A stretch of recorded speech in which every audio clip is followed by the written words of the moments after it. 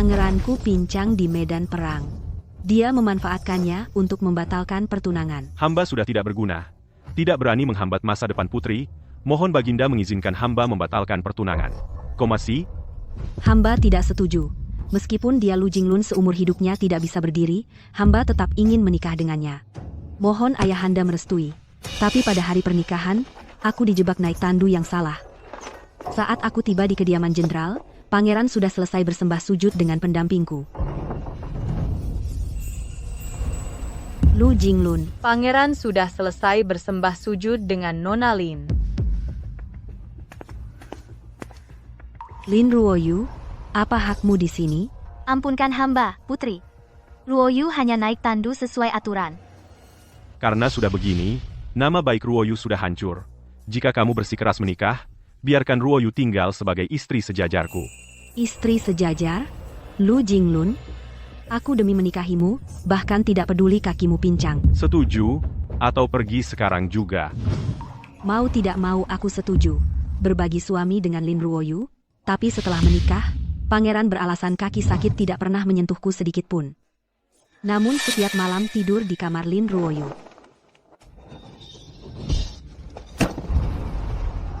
Tapi 2 tahun kemudian, pangeran memberontak dengan pasukan.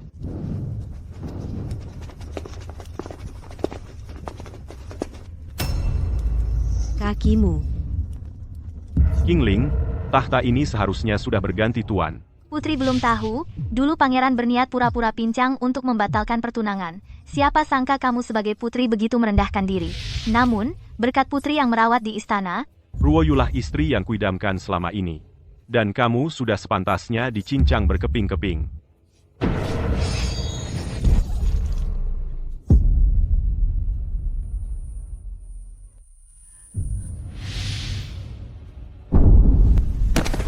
Lu Jinglun. Lin Ruoyu.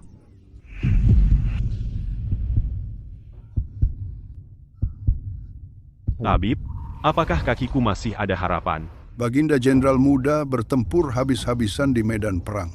Kedua kaki ini, hamba benar-benar tidak mampu. Ini saat terlahir kembali ke waktu pembatalan pertunangan.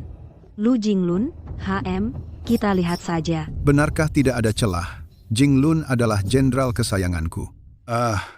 Jenderal muda meridiannya putus semua. Kedepannya mungkin tidak bisa berdiri lagi. Hanya bisa bersama kursi roda seumur hidup. Karena kamu begitu suka pura-pura pincang, di kehidupan ini akan kukabulkan. Tabib Lin, diagnosismu ini sungguh melegakan. turut berduka, putri. Ayah sudah menjadi di istana tabib yang paling ahli pengobatan Tiongkok. Dia juga demi kebaikan jenderal muda. Demi kebaikannya? Atau demi kebaikan keluarga Lin? Sepertinya kalian ayah dan anak sudah bersekongkol, Lin Taiyi. Aku benar-benar sudah melihatmu dengan jelas sebelumnya. Di kehidupan sebelumnya, Lu Jinglun berhasil memberontak. Kamu, Lin Taiyi, jasanya tidak sedikit. Jika bukan karena kamu meracuni makanan pengawal, bagaimana istana bisa mudah jatuh? Berani sekali, Lin Taiyi, kamu sebagai kepala tabib istana, berani mengutuk menantu kaisar seperti ini. Mengatakan dia tidak akan bisa berdiri lagi, apa maksudmu? Aku tidak akan memaafkanmu. Putri, mohon tabah. Setiap kata yang saya ucapkan benar. Jenderal muda adalah pilar negara.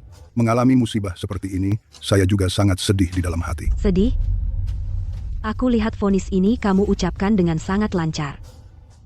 Putri, jangan marah. Ayah juga bicara jujur. Luka ini. Bicara jujur? Sang putri melihat dia tidak ahli dalam pengobatan, di sini berbicara sembarangan. Ayahanda, lihatlah apa yang dikatakan Lin Taiyi. Aku pikir dia memang tidak ahli. Ayahanda, cepat perintahkan semua tabib dari istana kesehatan dipanggil ke sini, satu persatu secara bergiliran merawat Jinglun. Ling Er, bagaimanapun Lin Taiyi adalah kepala tabib. Jinglun adalah pahlawan. Aku tidak mau dia menjadi lumpuh. Putri, jenderal muda sudah cukup menderita. Sekarang kamu membicarakan ini, bukankah sengaja menambah masalah baginya? Apa? Sang putri berusaha keras mencari orang untuk mengobati kakinya, di matamu malah menjadi masalah? Menurutmu, harus mendengarkan kata ayahmu dan memvonisnya mati, biarkan dia lumpuh seumur hidup, itu baru namanya demi kebaikannya? Bukan maksudku begitu. Ayahku adalah kepala tabib istana, ilmu pengobatannya adalah yang terbaik di seluruh kota. Putri, kenapa repot-repot membuat lebih banyak tabib datang menonton, percuma melihat rasa malu Jenderal Muda?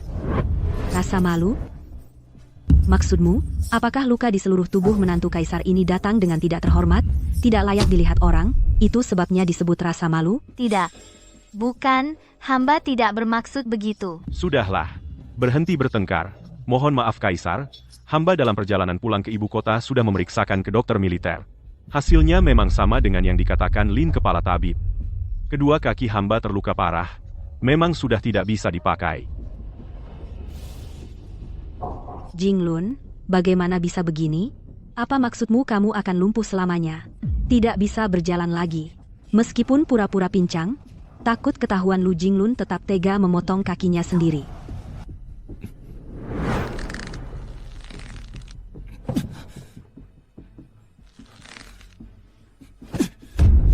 Lepaskan. Syukurlah Jinglun, karena kau tahu sakit, pasti masih ada harapan. Kaki Jenderal, Lu cedera parah begini. Bagaimana nanti nasib Putri? Hamba kini cedera parah sudah menjadi orang tak berguna.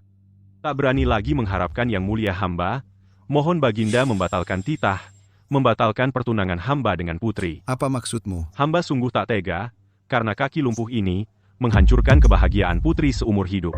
Jinglun, lukamu sungguh memprihatinkan. Ling Er adalah putri kesayanganku. Tentu aku tak tega dia menderita. Tapi, kau cedera karena negara. Di kehidupan sebelumnya aku bodoh, nekat menikahi kaitan serigala, tak tahu terima kasih ini, karena dulu kau memohon restu nikah. Sekarang setelah dekat dengan Lin Ruoyu, ingin membatalkan. Mana ada semudah itu ayahanda, jangan kau setujui dia, meskipun kali ini suami kehilangan satu kota. Pulang setelah kalah perang, tapi kakinya memang pincang di medan perang. Jika aku membatalkan pertunangan sekarang, bagaimana para menteri dan prajurit memandangku? Aku tidak meremehkannya. Aku bersedia menikah dengan suami. Pergi, kau sendiri ke istana dokter, panggil semua tabib yang ahli mengobati kaki, semuanya semakin banyak semakin baik. Putri, hamba sudah memeriksa. Sungguh tidak perlu merepotkan lagi.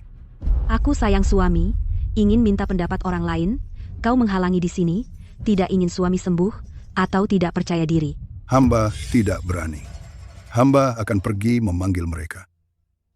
Lin Taiyi, kau sudah bertahun-tahun di istana, aku ingin lihat, di istana dokter ini, berapa banyak orangmu. Baginda, menurut hamba sama dengan Lin Yizeng. Kaki Jenderal Muda memang tak bisa disembuhkan. Istana dokter, hanya belasan orang, faksi Lin Taiyi. Ternyata sebanyak ini, baik, aku catat kalian, kita hitung nanti perlahan. Ruoyu, kipasmu kencangkan sedikit. Kurang panas, bagaimana khasiatnya keluar? Ini adalah ramuan yang aku rebus sendiri untuk suami, isinya semua hatiku. Jangan sampai sia-sia. Lu Jinglun, ini kekasihmu, yang memasak untukmu dengan tangannya sendiri, kau harus minum sampai habis. Jenderal Muda, ramuan ini pas waktunya. Ruoyu yang menjaganya sendiri sampai matang. Minumlah selagi hangat. Ruoyu, kau perhatian sekali. Saat kau sadari racun yang membuat kakimu tak bisa berdiri selamanya, ternyata diberikan oleh orang yang kau cinta, suap demi suap. Ekspresi apa yang akan kau tunjukkan? Ada apa? Sudah lebih dari setengah bulan, kenapa belum ada kemajuan, malah semakin parah. King Ling, saat kau merebus obat, apa kau salah memasukkan bahan? Ruoyu, bahan-bahan dalam resep kan kau masukkan sendiri, apa kau salah taruh? Tidak mungkin. Jenderal Muda, setiap bahan aku cocokkan dengan resep sampai 3 kali baru ku masukkan ke panci. Mana berani Ruoyu melakukan kesalahan sedikit pun pada obat tuan?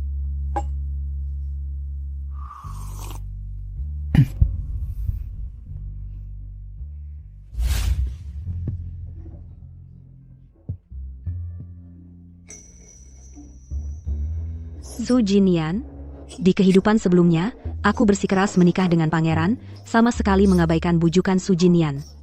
Dia marah dan kembali ke perbatasan. Sejak itu, kami tak pernah bertemu lagi. Lu Jinglun berhasil memberontak, Su Jinian yang jauh di perbatasan ternyata datang tanpa pikir panjang, hanya untuk membunuh pengkhianat itu. Tapi sehari sebelum penyerangan, aku disiksa setengah malam, kedua kakiku dipotong, dan akhirnya tewas dalam kobaran api. Entah apakah dia akhirnya berhasil. Lihat orang itu? Itu Su Jinian. Si iblis haus darah. Katanya di perbatasan dia sangat tegas, musuh begitu mendengar namanya, sampai meninggalkan pos mereka. Bukan cuma itu. Bahkan gerombolan perampok yang tak segan membunuh, begitu dengar tenda Jenderal Su dalam radius 100 li, langsung berkemas dan bersembunyi di gunung semalaman. Iblis haus darah. Jenderal muda, urat rusa ini lembut, makanlah banyak-banyak untuk memulihkan tenaga. Ruoyu memang perhatian. Di kehidupan sebelumnya, aku benar-benar gila, di sini menyajikan anggur dan lauk untuknya, seorang putri akhirnya hidup seperti dayang, dekatnya hati dan mataku hanya untuknya, mana sempat melihat yang lain, jika aku tidak salah ingat, malam ini juga, dia akan menggunakan prestasi tempurnya selama 5 tahun ini, meminta satu anugerah. Menteri Su, kemenangan kali ini hatiku sangat lega. Katakanlah, anugerah apa yang kau inginkan? Emas, perak, dan permata. Jabatan tinggi dan gaji besar. Hari ini aku kabulkan semuanya untukmu. Hamba tidak meminta yang lain. Hanya satu hal, ingin memohon Baginda untuk menikahkan. Baik, Jenderal Su juga sudah mencapai usia menikah. Dibandingkan anugerah yang penuh formalitas, menikahkan ini hanya masalah satu kata dariku. Oh, tidak tahu Jenderal Su tertarik pada putri siapa? Cepat, katakan padaku. Aku pasti akan memberimu satu perjodohan yang sempurna. Hamba memohon untuk menikahi Putri Qingling. Jenderal Su, baru saja kembali, jangan-jangan tidak tahu, Putri Qingling sudah bertunangan dengan Jenderal Lu. Bertunangan kenapa? Kaki Jenderal Lu belum sembuh sampai sekarang bisa berdiri atau tidak masih dipertanyakan. Tapi Jenderal Lu kalah perang. Jenderal Su pulang dengan kemenangan pahlawan. Meminang kaisar mungkin kesulitan. Menteri Su, Putri Qingling ini. Di kehidupan sebelumnya, saat ini aku untuk menunjukkan kesetiaan, di aula besar, menunjuk hidung Su Jinian dan memakinya habis-habisan. Memakainya tidak tahu diri. Maafkan hamba, Baginda hamba, tadi minum terlalu banyak, belum selesai bicara. Hamba memohon menikahi dayang dekat Putri Qingling. Demi menjaga muka diriku dan ayahanda, kau malah rela merendahkan diri, menikahi seorang dayang? Su Jinian, di kehidupan sebelumnya, berapa banyak yang telah kau lakukan untukku?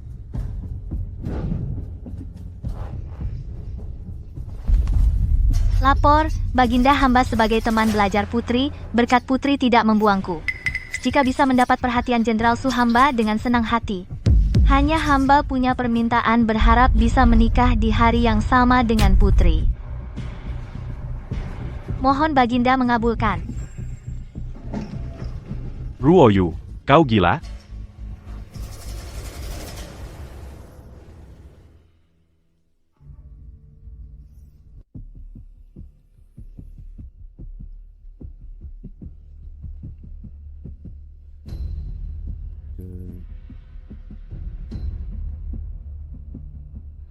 Lin Ruoyu, kau benar-benar hebat ya, pembantu pribadiku yang sah, belum bicara kau, seorang teman belajar, malah merendahkan diri berebut menjadi pelayan. Demi rencana Lu Jinglun, kau benar-benar tidak malu, betapa butanya aku dulu sampai tidak melihat kalian berdua di dalam istana, yang dalam ini bermain mata di depanku. Sekarang kepalaku hijau seperti rumput, kalian benar-benar menganggapku orang bodoh yang bisa dipermainkan kalian, pasangan sampah. Aku pasti akan membuat kalian terpaku di tiang penghinaan hidup-hidup. Menteri Su Nonalin ini kan teman belajar Qingling juga terpelajar dan sopan. Karena dia punya niat ini. Jika aku mengabulkan itu juga akan jadi cerita indah. Aku tidak tahu apakah kau bersedia. Karena Nonalin begitu menghormati Dewa Maut ini memaksa masuk ke lubang api ini. Menikahi siapa saja sama saja. Aku hanya orang kasar asalkan perempuan, sudah cukup. Apa saja, terima kasih atas anugerah Baginda. Terima kasih Baginda atas restunya. Terima kasih Jenderal tidak menolak.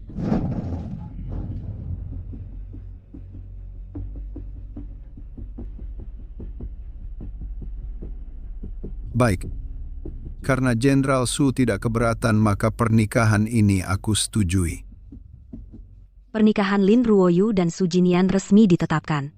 Yang Mulia Permaisuri Ruoyu sejak kecil menemani putri di istana seperti saudara kandung, sekarang bisa menikah di hari yang sama dengan putri sudah anugerah yang sangat besar. Jika bisa memakai gaun pengantin yang sama dengan putri melengkapi persaudaraan ini, Ruoyu tidak akan menyesal seumur hidup. Kau ini anak yang murah hati baik. Karena kau sudah meminta, aku akan mengabulkan permintaannya. Lin Ruoyu, kau bersusah payah ingin gaun pengantin yang persis sama bukankah itu, agar pada hari pernikahan menyamar dan menukar? Kau boleh merencanakan dengan hati-hati. Aku ingin melihat pada akhirnya saat kerudung merah dibuka, siapa yang akan menangis. Jinglun, lihatlah. Toko kain di sana baru datang sulam. Suzo kita akan menikah dalam belasan hari lagi, aku merasa dekorasi di rumah masih kurang sesuatu. Hari ini kebetulan, kalian berdua temani aku jalan-jalan. Putri benar pernikahan adalah hal utama. Jenderal muda, jangan terus diam, lihatlah hal-hal meriah ini suasana hati juga bisa lebih baik. Hari ini aku membawa Lin Ruoyu mengajak Lu Jinglun keluar. Putri sedang bersemangat, hamba akan menemani. Pertunjukan akan segera dimulai. Kalian berdua, pasangan terkutuk, sudah siap?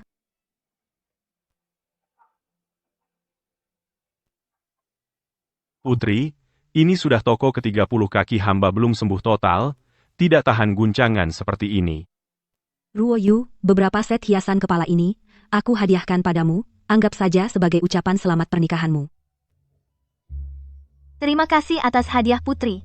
Ruoyu belum pernah melihat hiasan kepala seindah ini. Barang-barang di Zenbaoge ini benar-benar istimewa sesuai namanya.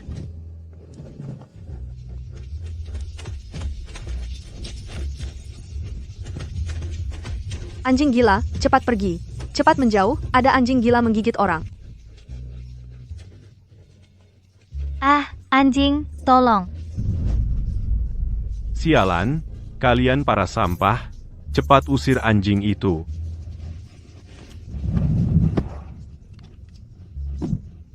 Hewan, enyahlah.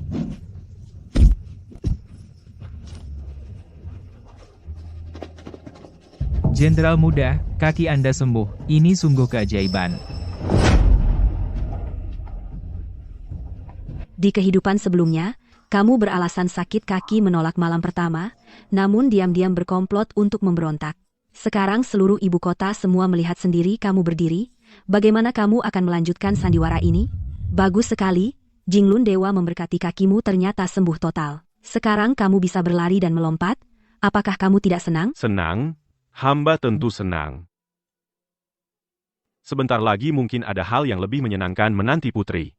Karena takdir seperti ini. Kalau begitu, Putri lanjutkan berbelanja. Hamba akan menemani sampai akhir. Tatapan matanya ini seperti ingin membunuh untuk membungkam, atau ada rencana lain? Harus pergi dari sini. Ah, lihat ingatanku, karena kaki Jinglun sudah sembuh total, ini kabar sangat gembira. Jauh lebih penting daripada berbelanja, berhenti berbelanja, aku harus segera kembali ke istana sekarang, menyampaikan kabar gembira ini langsung kepada ayah dan ibu, biarkan mereka juga ikut senang. Ah, Putri, Jangan terburu-buru pergi. lihat toko bedak di depan baru sampai krim, wajah yang sangat bagus, warnanya paling cocok dengan kulit Anda. Tolong temani Ruoyu membeli 2 kotak lagi. Kumohon, hanya 2 kotak. Ruoyu, pulang istana memberitahu kabar baik lebih penting. Putri, karena kaki hamba sudah sembuh, tidak perlu terburu-buru, setidaknya harus mencari senjata yang cocok.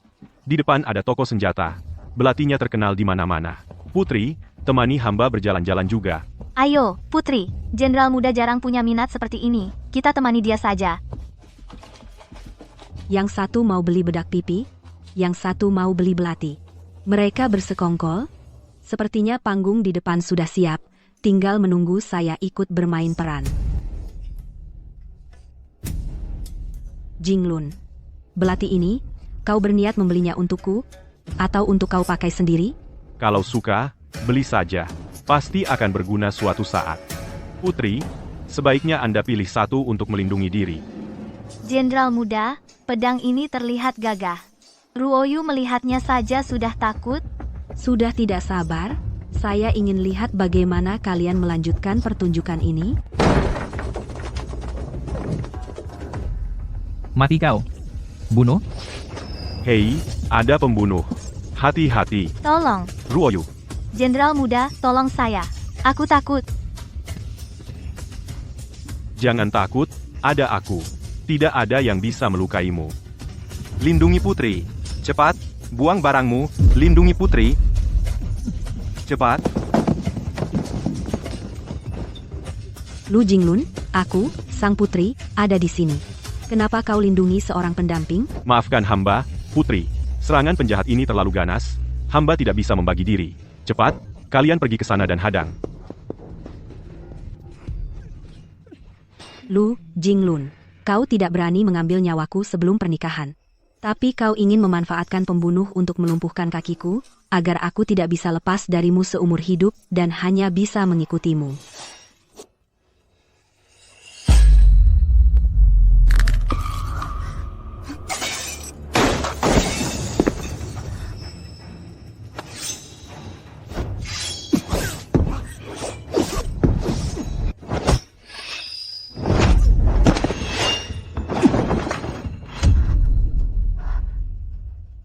Siapa yang menyentuhnya, mati.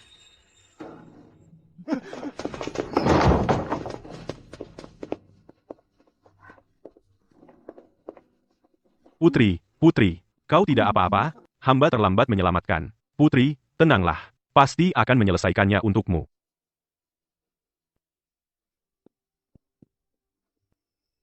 Apa kau terluka?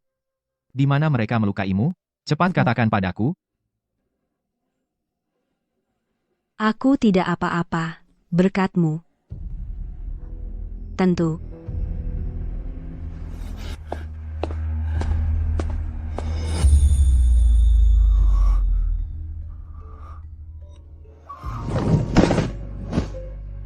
Jenderal muda, ada apa denganmu?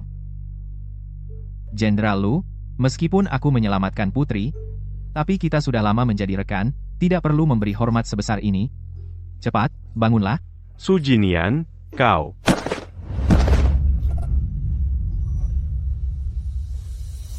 Tidak mungkin. Aku hanya menebas sekali untuk pura-pura pincang. Bagaimana bisa? Apakah karena berlari tadi? Cedera otot dan tulang? Menjebakku?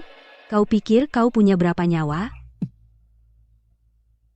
Jinglun, ada apa denganmu? Tadi saat memukul anjing, bukannya kau berjalan dengan baik? Kenapa sekarang bahkan berdiri pun tidak stabil? Tidak mungkin. Ini tidak mungkin. Kenapa kakiku tidak terasa? Terlalu keras. Semua meridian putus. Lu Jinglun, kaulah yang dengan tanganmu sendiri menghancurkan kesempatan terakhir untuk bisa berdiri. Mulai sekarang, kau benar-benar hanya bisa di kursi roda itu seumur hidup.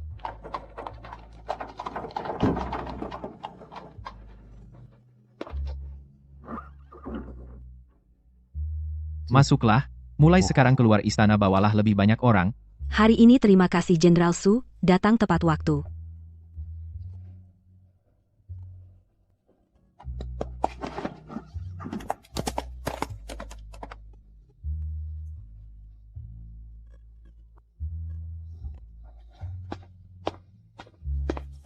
Semua meridian putus. Tak ada cara untuk menyelamatkannya.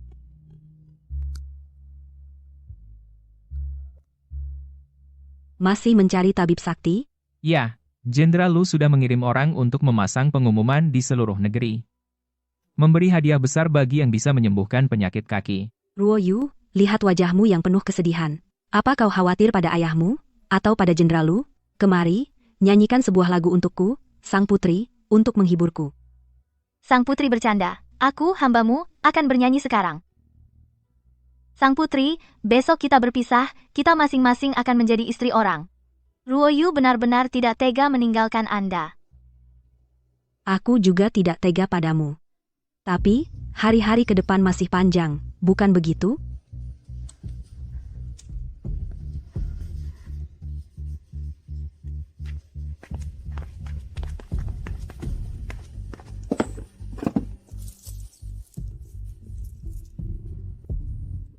Penampilan sang putri hari ini benar-benar akan merebut semua perhatian di Shangjing, semuanya. Ruo Yu berdiri di sini malah seperti pelengkap. Kau adalah pendamping belajar. Juga putri dari Tabib Lin, penampilan ini sudah merupakan anugerah Ibu Suri. Ruo Yu, orang harus tahu bersyukur. Hanya putri seorang tabib kecil, malah berani membandingkan dirimu denganku. Sikapmu yang tidak pernah puas ini benar-benar tidak tahu diri. Ling Er, setelah keluar istana, kau harus menjalankan kewajiban sebagai istri. Rawatlah suami pangeran dengan baik. Ibu Suri hanya berharap kau hidup damai dan lancar. Putri hormat berpamitan pada ayahanda dan ibunda. Sudah selesai. Pertunjukan yang bagus juga akan dimulai. Sang putri, hati-hati langkahmu. Aduh. Ampuni aku, sang putri, Ruoyu terpeleset. Mengganggu Tuan Putri? Aduh, posisi ini. Aku sangat mengantuk, putri ini. Kemarin malam ngobrol terlalu larut, langkahku hampir tidak bisa bergerak. Momo, jangan repot-repot, cepat angkat tandu. Aku, Tuan Putri, ingin tidur sebentar di tandu. Ini, karena Tuan Putri lelah, sebaiknya segera layani kedua majikan, naik ke tandu. Mereka ingin melihatku membuat masalah, tapi aku akan membuat semuanya berjalan lancar, dan memastikan kesalahan ini terjadi. Benar saja. Aroma dupa di tandu ini tidak seperti biasanya. Setelah hari ini, kamu akan berada di Sujinian dan menangis dalam pelukan pria gila itu. Tahta ini pada akhirnya akan menjadi milikku. Ekspresi Lu Jinglun yang sombong dan puas diri, sungguh, melihatnya sekalipun sudah membuatku jijik.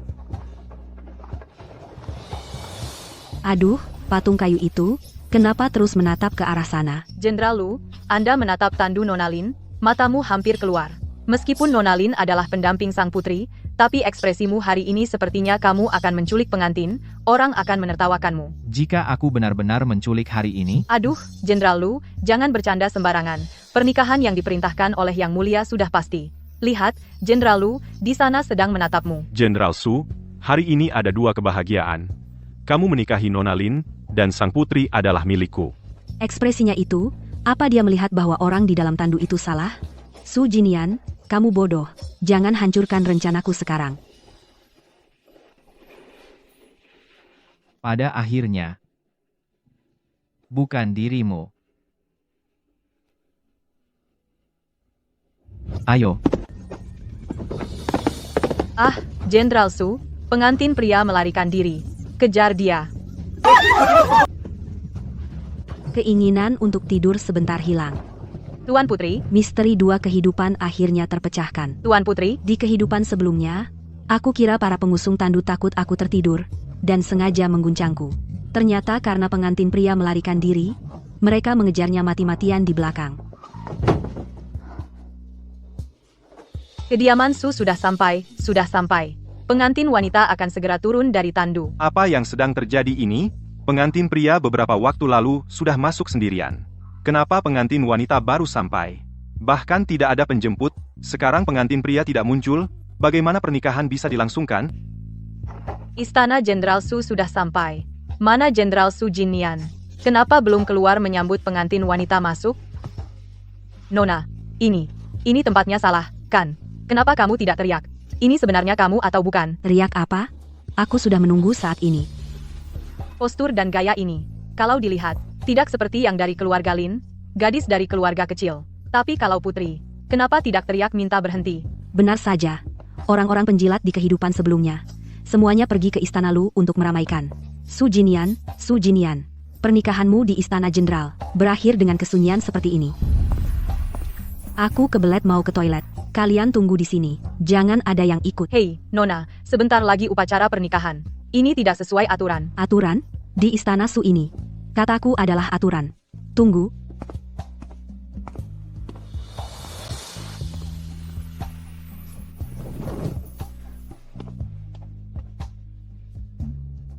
Aduh, tuan mudaku. Ini sudah jam berapa? Kenapa kamu masih minum di sini?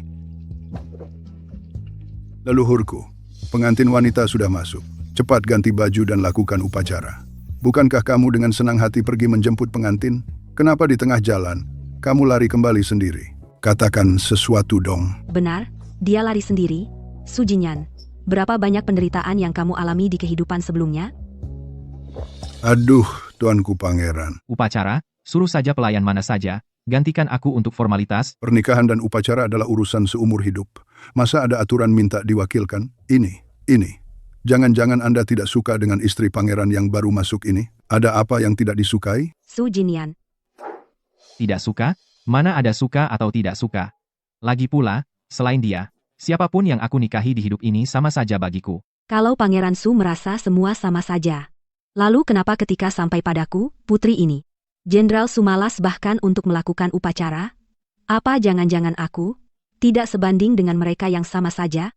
Ada apa ini? Aku cuma minum sedikit anggur, tapi malah mabuk. Hamba tua memberi salam kepada Putri Qingling. Putri, semoga panjang umur. Kenapa Anda di sini? Ini pelaminan, bukan?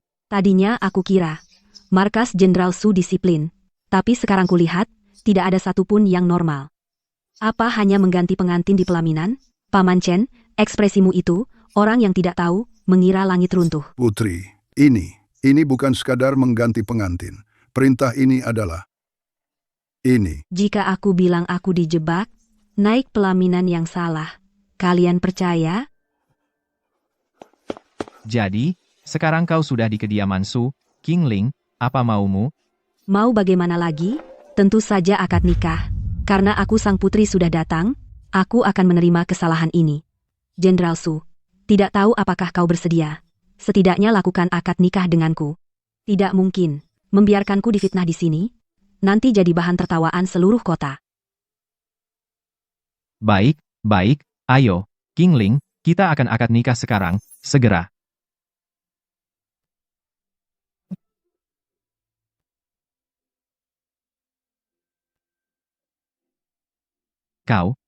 Apa kau menarik janji? Kau menyesal? Su Jinyan, apa isi kepalamu lem? Bagaimana selama ini berperang di perbatasan? Sampai otakmu hilang, lihat dirimu. Kau mau pakai baju putih pucat begini. Akad nikah denganku. Itu pernikahan atau upacara kematian? Su Jinyan, Aku akan ganti. Segera, kau harus tetap di sana, jangan bergerak. Paman Chen, awasi sang putri, jika dia lari sejengkal pun, aku akan menanyaimu.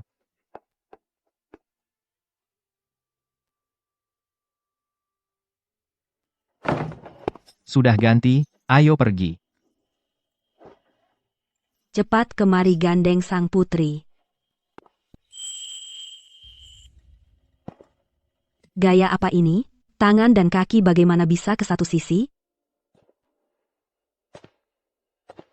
Orang ini jalan dengan tangan dan kaki seirama.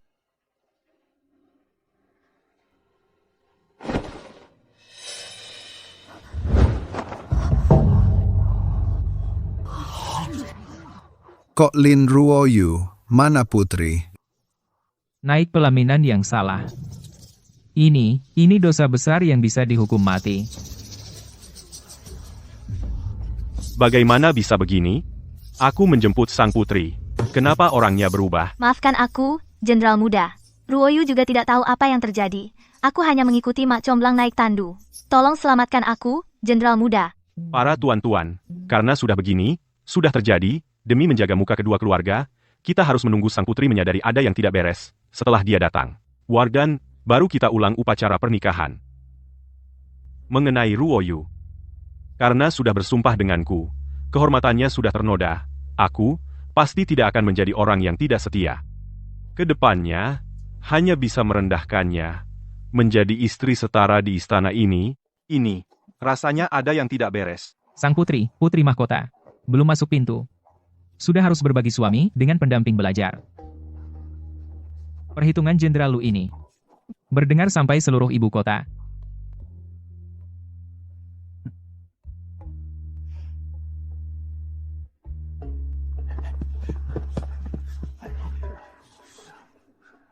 Apa? Katakan dia menikah di kediaman Su? Itu tidak mungkin.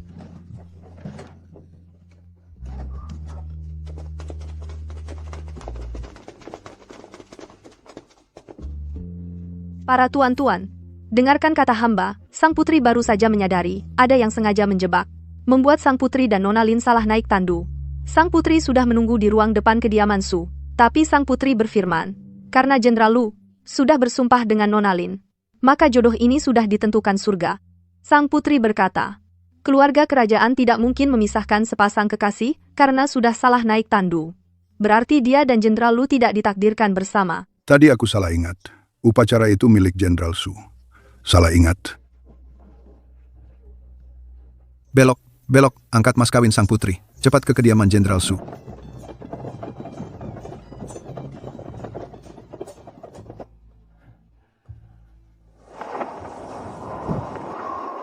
Bagaimana bisa begini? Ini tidak mungkin, King Ling. Bukankah dia mencintaiku sampai ke tulang? Sekarang seharusnya dia menangis dan berteriak, lari kembali memintaku mengulang pernikahan.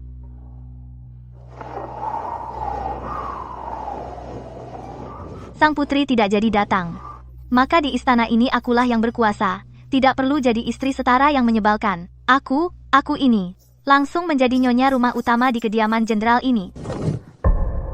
Celaka, jenderal muda. Semua mas kawin sang putri dibawa pergi. Mas kawinku, meskipun tidak banyak yang berharga, sekarang semuanya ditahan di kediaman Su. Ini bagaimana?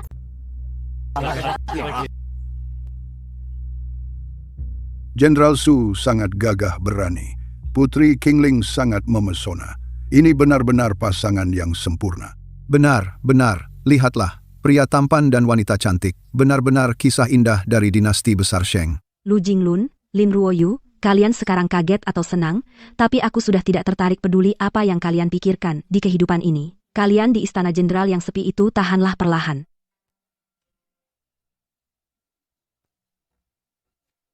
Sujud kepada langit dan bumi. Sujud kepada orang tua. Saling sujud sebagai suami istri. Jenderal Su sudah sujud, sudah minum arak aku, sang putri, bertanya padamu. Hari pernikahan yang bahagia ini, apakah hatimu merasa puas? Apakah kamu senang? Senang? King Ling, seumur hidupku belum pernah sesenang ini. Aku benar-benar ingin berterima kasih pada orang yang merancangmu naik tandu yang salah. Jika aku tahu siapa itu, aku harus bersujud di depannya. Bersujud? Su Jinnian, kamu memang murah hati. Tahukah kamu betapa terkejutnya aku? Aku hampir ingin membunuhnya sendiri. King Ling, jangan marah, bukan maksudku begitu, jangan tinggalkan aku, ya? Jika ada yang salah dari diriku, atau sesuatu yang tidak kamu sukai pasti akan kuubah. Aku janji, aku akan lebih baik padamu, daripada Lu Jinglun 100 kali, 1000 kali lipat, aku akan menyayangimu seumur hidup. Kamu, jangan tinggalkan aku. Jenderal Su, kau merayuku seperti ini? Mungkin kau menyukaiku? Mencintaimu, sudah bertahun-tahun. Lalu seberapa besar kau menyukaiku? Su Jinnian, katakan yang sebenarnya, jika suatu hari nanti aku benar-benar dibunuh orang kau. Apa yang akan kau lakukan? Jika benar-benar ada hari itu, aku akan membantai semua orang yang pantas dibunuh di dunia.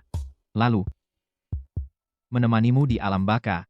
Mungkin, Dewa juga tak tega melihatmu menimbun begitu banyak dosa pembunuhan baru memberiku kesempatan terlahir kembali ini agar aku bisa menyelesaikan sendiri dendam itu dan menemanimu.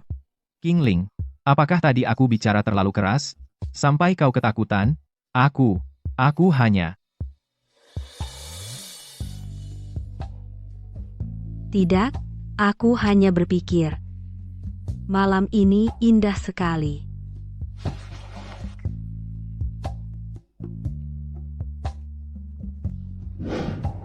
Su Jinnian, ini sudah jam berapa?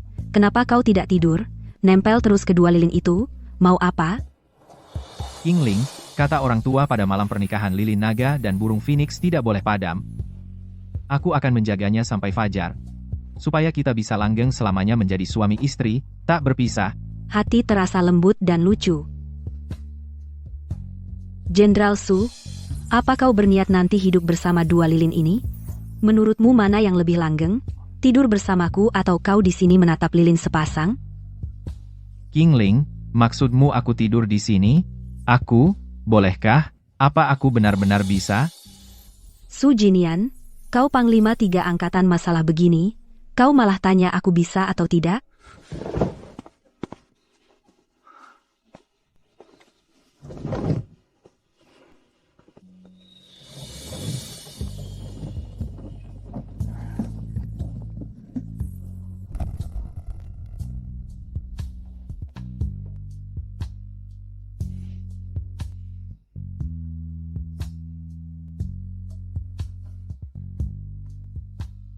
Wah, Jenderal Lu kebetulan sekali, juga datang bersyukur. Jenderal Su benar-benar punya selera yang bagus.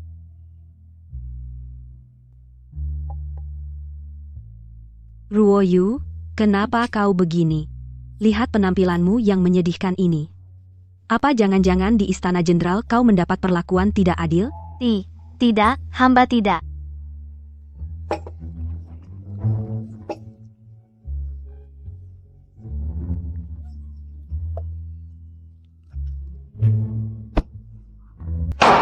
Hormat.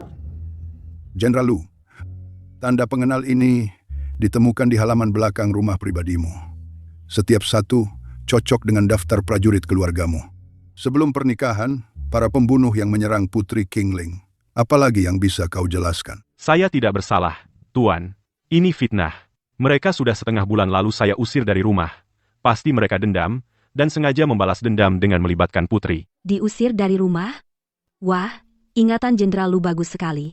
Tepat setelah mereka menyerang, baru daftarnya diupdate. Putri, menangkap penjahat harus ada bukti. Kau tidak bisa karena batal tunangan, lalu memfitnah hamba seperti ini. Memfitnah? Pembunuh yang masih hidup sudah mengaku.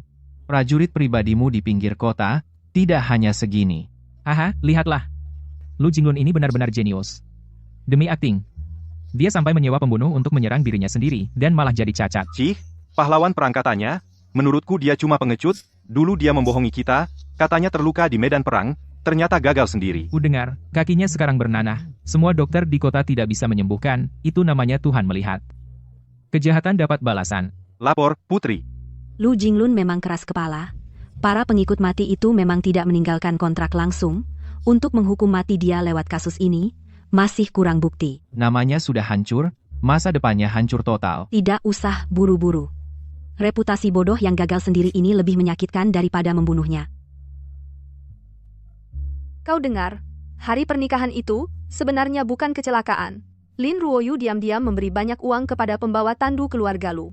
Ya ampun, pantas saat keluar. Dia sengaja pada saat itu jatuh ke atas Putri, sambil memutar Putri beberapa kali. Benar sekali. Nona Lin ini licin sekali.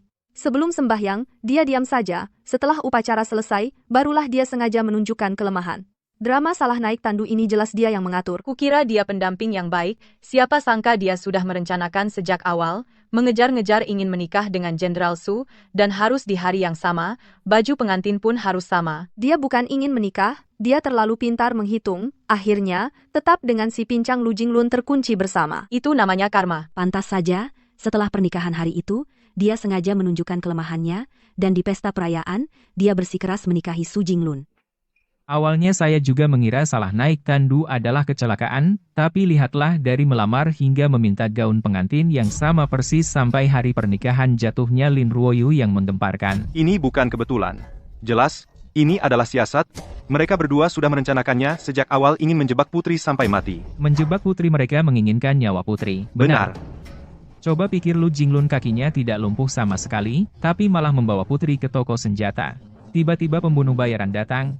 Lu Jinglun tidak hanya tidak menyelamatkan, Putri malah melindungi Lin Ruoyu dan mundur. Apakah ini wajar? Makanya aku bilang, puluhan pembunuh bayaran itu setiap serangan diarahkan ke Putri itu benar-benar berniat menyingkirkan Putri. Keduanya sengaja mengatur pembunuh bayaran untuk membunuh Putri Qingling, agar mereka bisa bersama selamanya.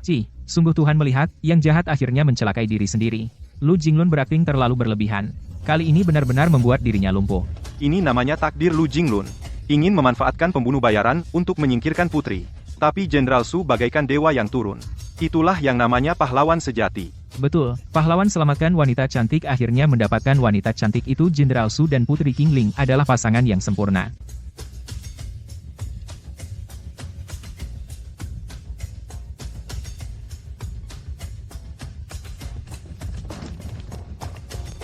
Ling Er, tolong aku.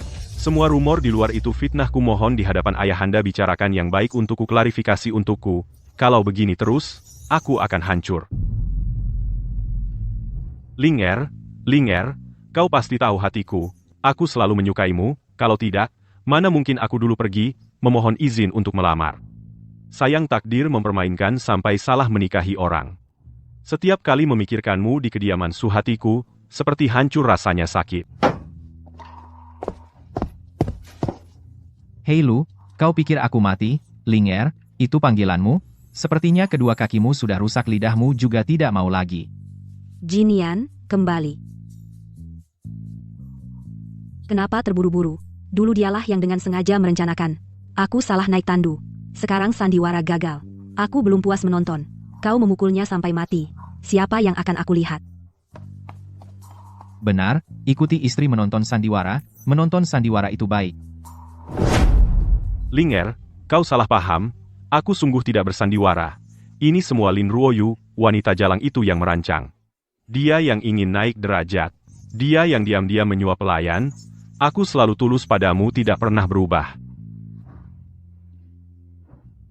Lu Jinglun, sebenarnya aku selalu penasaran. Dulu di jalan pulang ke ibu kota, kau dengan tega menebas kakimu sendiri dengan pedang. Sebenarnya sakit atau tidak? Ling Er, apa yang kamu katakan? Aku tidak mengerti. Aku tidak mengerti maksudmu. Tidak mengerti. Bagaimana mungkin kamu tidak mengerti? Seharusnya hanya satu tebasan. Kau yang paling tahu dalamnya. Kenapa semakin dirawat malah timpang? Kakimu. Tapi Dr. Lin sendiri yang memeriksa nadi dan membalut.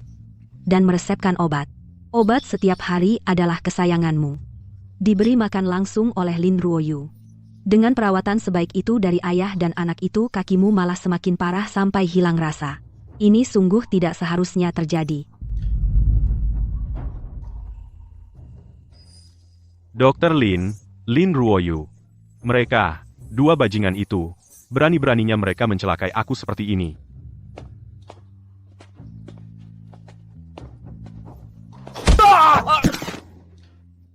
Wah, ayah mertua. Kenapa Anda begitu ceroboh? Tangga batu di istana Lu ini licin.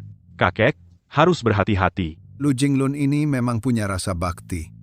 Dr. Lin jatuh dan patah kaki di rumahnya. Dia sengaja memohon izin kaisar untuk membuat Dr. Lin tinggal di kediaman jenderal, dirawat langsung olehnya. Ayahanda, ketulusan Jenderal Lu ini.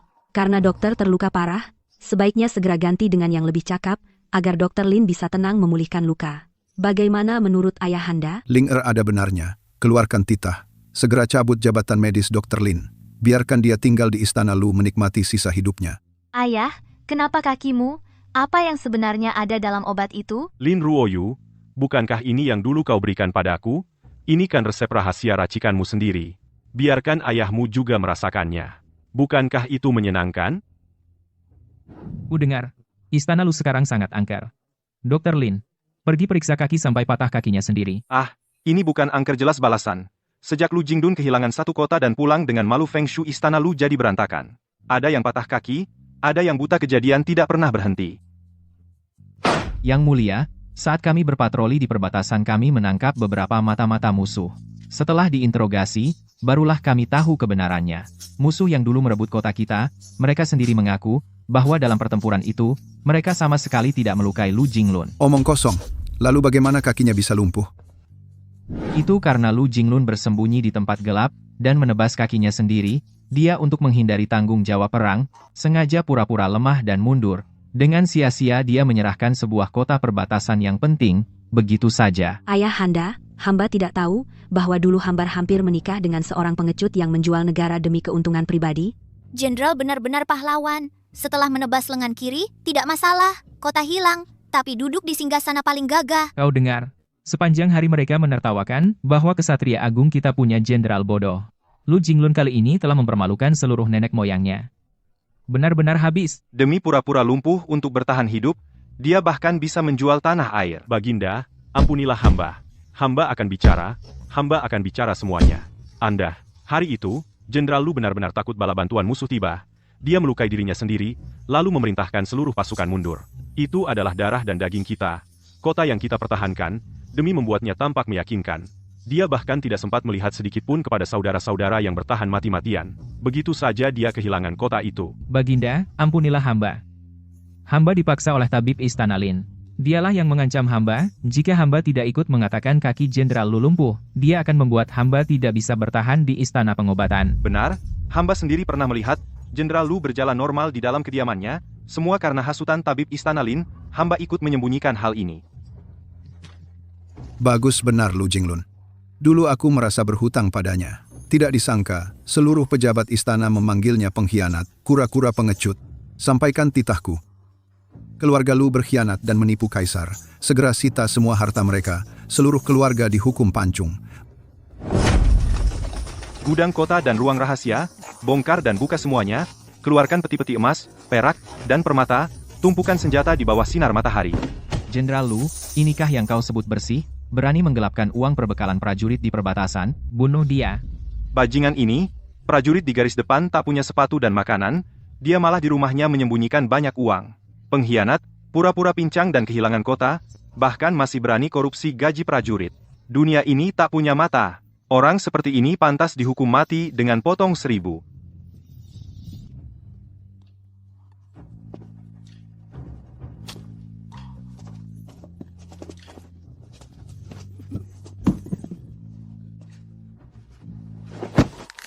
Ling Er, tolong aku.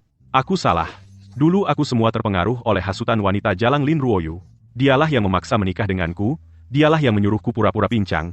Ling Er, kau paling baik hati, tolonglah aku, ya, asal kau bisa selamatkan aku, kita mulai lagi. Pasti ku ceraikan dia, hanya akan baik padamu seorang. Lu Jialun, kau bajingan tak tahu diri. Berani-beraninya kau lempar kotoran padaku. Putri, lihat wajahku, semua gara-gara brengsek ini. Dia yang memaksaku menikah dengannya, dan setelah tahu dirinya impoten, untuk melampiaskan amarahnya, dia patahkan kaki ayahku sendiri, dan melukai mataku juga. Putri, aku difitnah olehnya, kau harus adili aku. Di kehidupan sebelumnya, di ruangan ini, dia memotong kakiku. Di kehidupan ini, dia mematahkan kaki tabib Lin, dan merusak mata Lin Ruoyu. Lu Jialun, sifatmu yang kejam dan bengis ini, benar-benar tidak berubah sedikit pun. Dasar perempuan murahan. Dulu di istana, kaulah yang sengaja menggodaiku, merusak rencana besarku. Kau yang membuatku jatuh ke keadaan sekarang, aku pukul mati kau pembawa sial. Aku pukul mati kau pembawa sial. Aku menggoda kau. Kaulah bajingan yang memaksaku ikut campur. Kau masih punya muka memaki aku, bahkan kau bermimpi untuk memberontak. Memberontak? Lin Ruoyu, akhirnya kau tidak tahan untuk mengaku? Memberontak? Diam. Kau diam. Diam.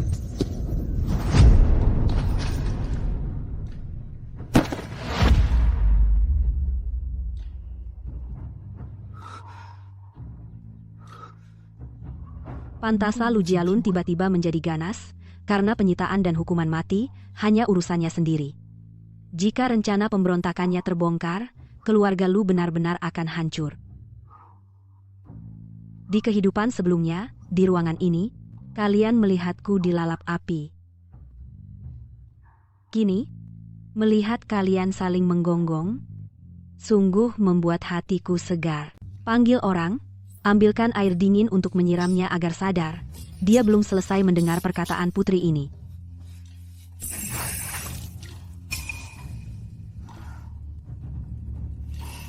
Dasar bajingan, kamu bangun tepat waktu. Kamu tadi berani bicara sembarangan? Lu Jinglun, dasar sampah. Kamu pikir kamu jenderal apa? Ini bahkan lebih buruk dari kehidupan sebelumnya. Dalam 2 kehidupan pun kamu tidak akan menjadi kaisar. Kehidupan sebelumnya setidaknya kamu sempat menjadi beberapa hari. Kehidupan ini kamu malah. Bahkan pintu pun tidak tersentuh. Kamu memang sampah. Bahkan membuatku ikut menderita bersamamu. Menderita seperti ini. 2 kehidupan. Dalam 2 kehidupan pun tidak bisa menjadi kaisar. Ternyata begitu, Lin Ruoyu. Kamu juga terlahir kembali. Tidak heran di kehidupan ini, kamu begitu tidak sabar, ingin naik ke tandak pernikahanku. Ini benar-benar lebih menarik. Kehidupan sebelumnya, aku di ruangan ini. Setiap kesalahan ada pelakunya, setiap hutang ada yang berutang. Tempat ini adalah titik awal, juga harus menjadi titik akhir. Karena Nyonya Lu sudah gila, maka tidak perlu dikirim ke penjara Kementerian Hukuman untuk menderita, menurut putri ini. Maka biarkan mereka berdua dikurung selamanya di halaman ini. Tidak, Ling Er. Kamu tidak bisa mengurungku bersama perempuan gila ini. Bersama-sama. Oh ya, Jenderal Lu, ada satu hal yang aku lupa katakan. Obat yang kamu minum saat itu memang direbus sendiri oleh Lin Ruoyu. Ketulusan hatinya padamu tidak palsu. Namun, putri ini memanfaatkan waktu saat dia pergi ganti baju. Diam-diam ke dalam obat, aku menambahkan sedikit bumbu. Kakimu tidak sembuh-sembuh, itu semua berkat perawatannya yang teliti. Tujuanku tercapai. Aku harus pergi sekarang, kalian berdua. Baiklah, nikmati waktu bersama di sini.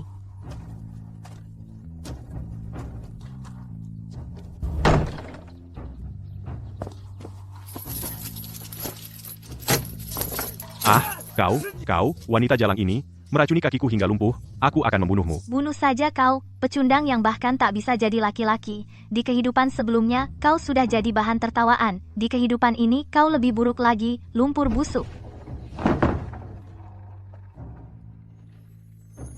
Karena kalian sudah bersusah payah merencanakan ini semua ingin bersama. Maka aku, sang putri, akan mengabulkannya. Membuat kalian di kehidupan ini terkunci di dalam ruangan ini, sampai maut memisahkan. Bagaimana bisa begini?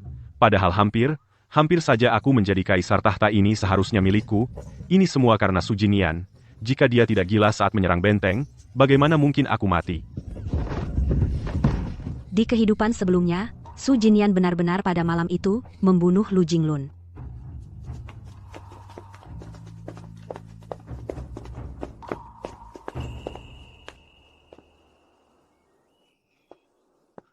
King Ling, urusan di halaman depan sudah selesai.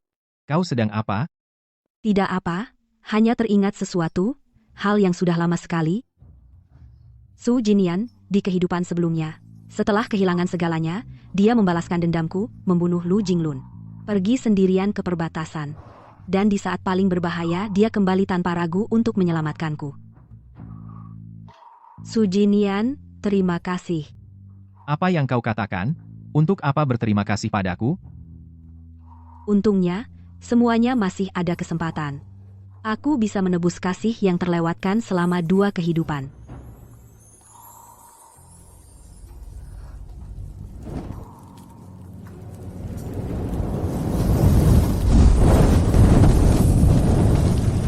Api, cepat padamkan api. Ling Er, tolong aku. Pembalasan, ini semua pembalasan.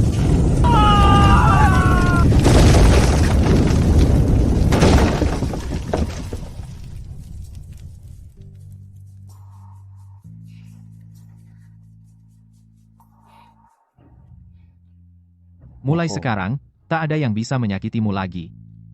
Ya, aku percaya padamu.